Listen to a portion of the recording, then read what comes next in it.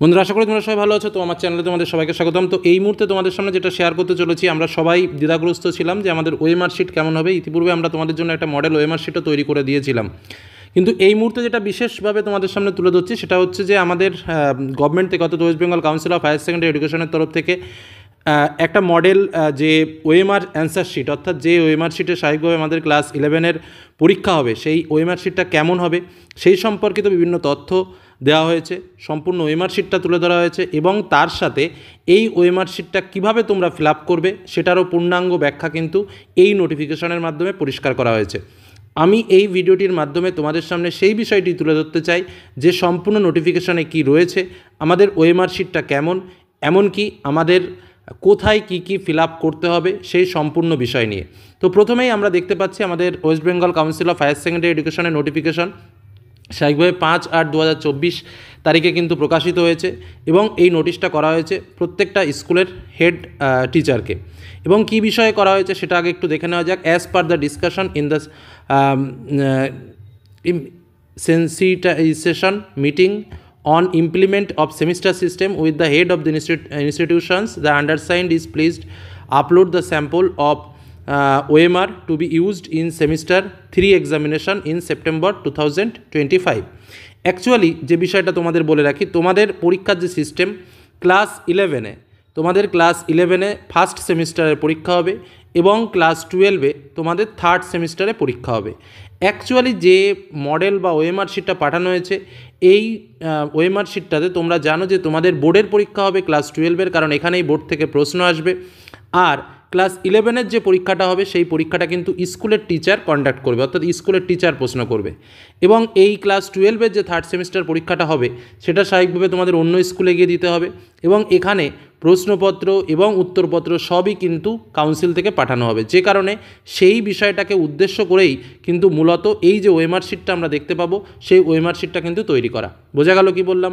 তবে একটা কথা তোমাদের বলে রাখি, যে ওএমআর শিটটা আমরা যথারীতি এই মুহূর্তে আমাদের হাতে রয়েছে বা তোমাদের সামনে দেখাবো কাউন্সিল থেকে দেওয়া, এই ওএমআর শিটের ওপরেই কিন্তু সমস্ত স্কুলগুলো তাদের পরীক্ষা নেবে এবং ক্লাস 11-এর যে পরীক্ষা রয়েছে আমাদের ফার্স্ট সেমিস্টার, সেই পরীক্ষাটাও কিন্তু এই ওএমআর শিটের ওপরেই কিন্তু হবে। বোঝা গেল কি বললাম? নেক্সট, এই 11-এর পরীক্ষার আগে স্বাভাবিকভাবে আমরা কিন্তু রেজিস্ট্রেশন নম্বরটা পেয়ে যাব। কথাটা খুব ভালোভাবে বুঝে নেবে, রেজিস্ট্রেশন নম্বরটা পেয়ে যাব।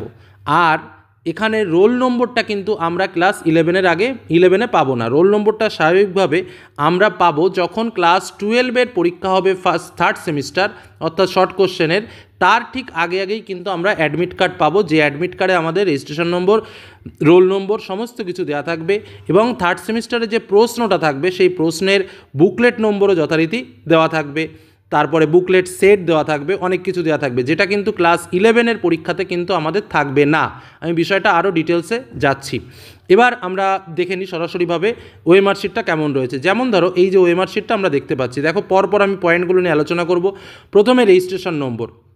তো স্বাভাবিকভাবে আমাদের কি করতে হবে, এই যে সাদা ঘরগুলো আমরা দেখতে পাচ্ছি, দেখো এই সাদা ঘরের মধ্যে আমাকে প্রথমে, ধরো সাপোজ আমার রেজিস্ট্রেশন নম্বর হচ্ছে 24321 এরকমভাবে আমার একটা রেজিস্ট্রেশন নম্বর রয়েছে।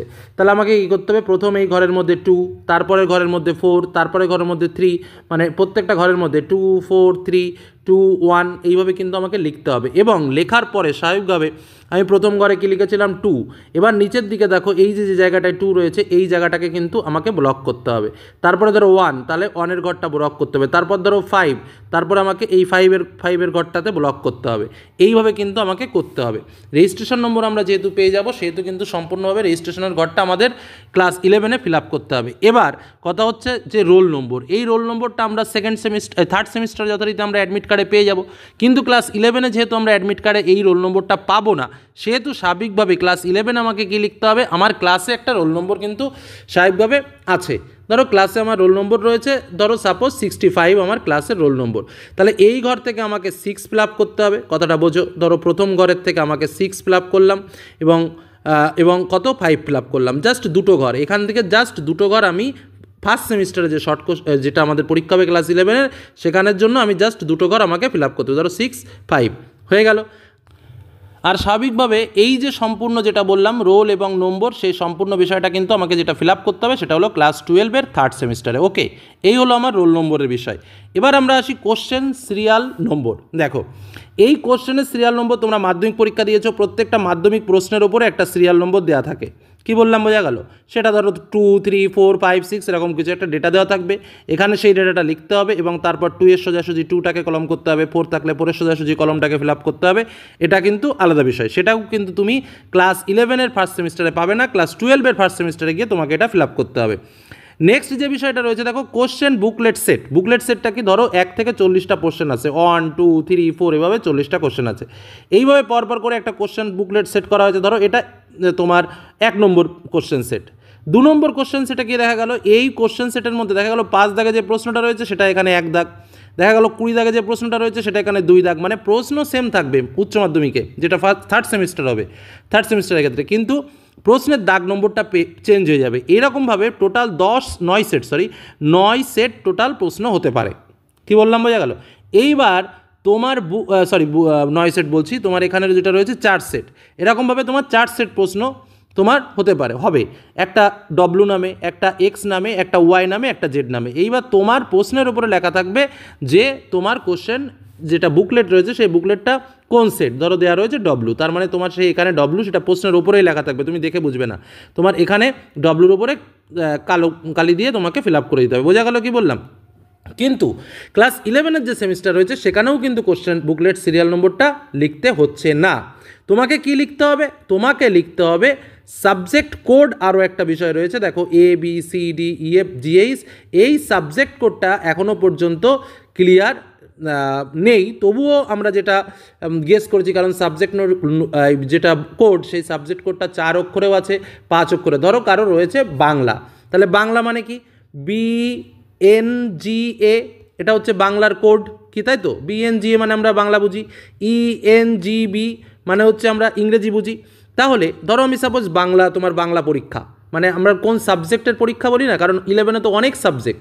ধরো বাংলার ক্ষেত্রে তাহলে আমার কোডটা কী হলো, BNGA, এটা হলো আমার কোড। তাহলে তোমাকে এই সাবজেক্ট কোডের এই ঘরের মধ্যে লিখতে হবে BNGA, 4টে ঘরে 4টে শব্দ লিখে, তাহলে আমি বিটাকে তাহলে প্রথমে কালার করব, তারপরে আমার বি এর পরে আমার যেটা রয়েছে, আমার ধরো বি এর পরে কী রয়েছে, ধরো আমি একটু বড় করেই দেখাই তাহলে সুবিধা হবে। ধরো প্রথমটাতে আমি বিটাকে কালার করলাম, এটাকে একদম পুরো কালো কালি দিয়ে কালার করলাম। তারপরে এনের ঘরে যখন আমি যাব, এনটাকে আমি তারপরে কালার করব, এনটাকে কালার করব। তারপরে ধরো আমার জি রয়েছে, তারপরের ঘরে আমার জিটাকে কালার করব। এরকমভাবে কিন্তু আমাকে কালার করে দেখাতে হবে, এটাকেই বলা হচ্ছে সাবজেক্ট কোড।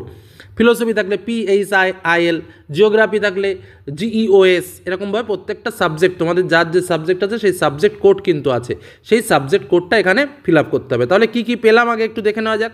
প্রথম পেলাম রেজিস্ট্রেশন নম্বর, যেটা তোমাদের 11-এ করতে হচ্ছে, 12-এ তো করতে হবেই। রোল নম্বর, যেটা তোমাদের স্কুলের রোল নম্বর ক্লাস 11-এর জন্য করতে হবে, এবং ক্লাস 12-এ যখন পরীক্ষা হবে তখন রোল এবং নম্বর দুটোই পুট করতে হবে। বুকলেট সিরিয়াল নম্বর 11-এ কোনো ফিল আপ করার কোনো প্রয়োজন নেই, কিন্তু ক্লাস 12-এ গেলে অবশ্যই প্রশ্নের উপর লেখা থাকবে, সেটা দেখে ফিল আপ করতে হবে। তারপরে তোমার রয়েছে কোশ্চেন বুকলেট সেট, 11-এর ক্ষেত্রে কিছু থাকবে না, কিন্তু 12-এর ক্ষেত্রে এই 4টে অপশানের মধ্যে যে কোনো একটা থাকবে, যেটা তোমার প্রশ্নে থাকবে সেটা তোমাকে ফিল আপ করতে হবে। তবে তোমার 11-এ কিন্তু এইটা ফিল আপ করতে হবে, যেটা হচ্ছে সাবজেক্ট কোড, অর্থাৎ তুমি কোন সাবজেক্টের পরীক্ষা দিচ্ছ সেই সাবজেক্ট অনুযায়ী তার কোডটা কিন্তু এখানে তোমাকে ফিল আপ করতে হবে। নিশ্চয়ই যখন কোড ফিল আপ করবে তখন তোমরা তোমাদের যে রেজিস্ট্রেশন সার্টিফিকেট বা অ্যাডমিট কার্ডে সেই সাবজেক্টের কোডটাও পেয়ে যাবে, এমনকি অবশ্যই পরীক্ষা চলাকালীন সময় শিক্ষক মশাইরাও কিন্তু তোমাকে সাহায্য করবেন। বোঝা গেল কি বললাম? এবার আসা যাক পরবর্তী পয়েন্টে। দেখো কী বলছে, full signature of the candidate. স্বাভাবিকভাবে তোমার এখানে নামটা কি সেটা লিখে দিলে, জিওগ্রাফি কোশ্চেন অ্যান্ড অ্যান্সার। ওকে, তারপরে কি বলছে, full signature of the invigilator, যিনি পরীক্ষার গার্ডে থাকবেন তিনি যথারীতি এখানে তো সইটা করে দেবেন। ঠিক আছে, এখানে আমি আমার সইটা করলাম, যাই হোক হলো।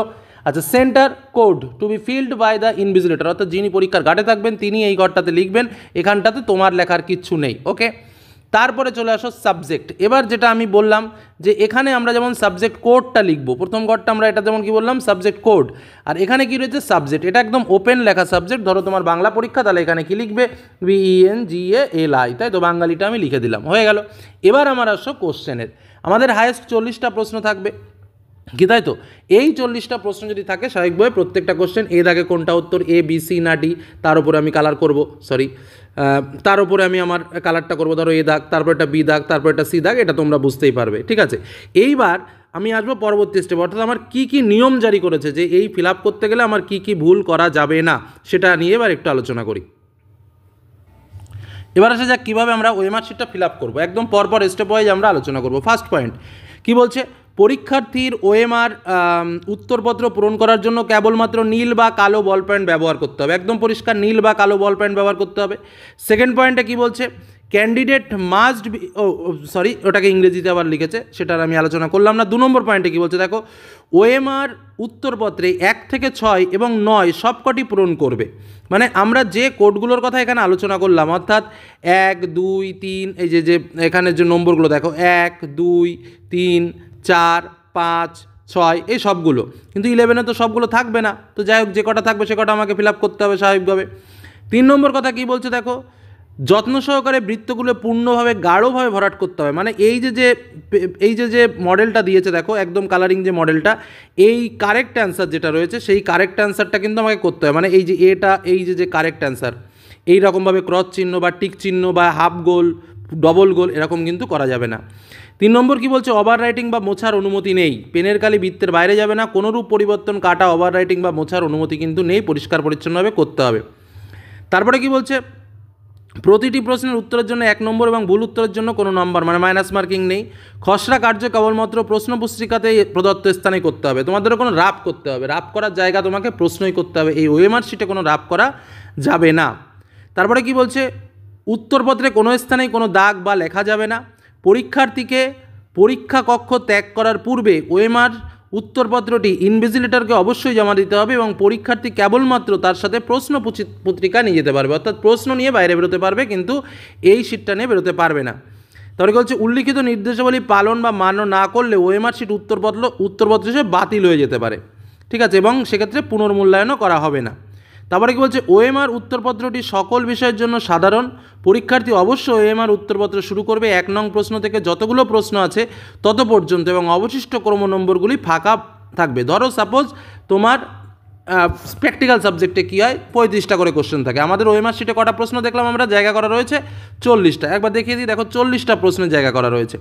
তাই বলছে যে আমার যে কটা প্রশ্ন থাকবে পরপর 35 দাগ পর্যন্ত, ধরো 35 পর্যন্ত থাকবে, আমার যদি 40টা প্রশ্ন থাকে 40টাই ফিল আপ করবে। এবার কেউ মনে করলে স্যার 36 দাগেরটা তো ফাঁকা রয়েছে, আমি ওটা কেটে 35 করে দিই, তার পাশে আমি লিখে দিলাম উত্তরটা, না সেটা কিন্তু হবে না, অর্থাৎ যেমনটা রয়েছে তেমনটাই করতে হবে। এই হলো আমাদের টোটাল ওএমআর শিটের রুলস, নিয়ম কানুন, কোথায় কী লিখতে হবে তার ডিটেলস আলোচনা। পরবর্তীতে আরও একবার আলোচনা করব, চ্যানেলের সঙ্গে থাকো, কোনো কিছু না বুঝতে পারলে অবশ্যই কমেন্ট করো। ধন্যবাদ।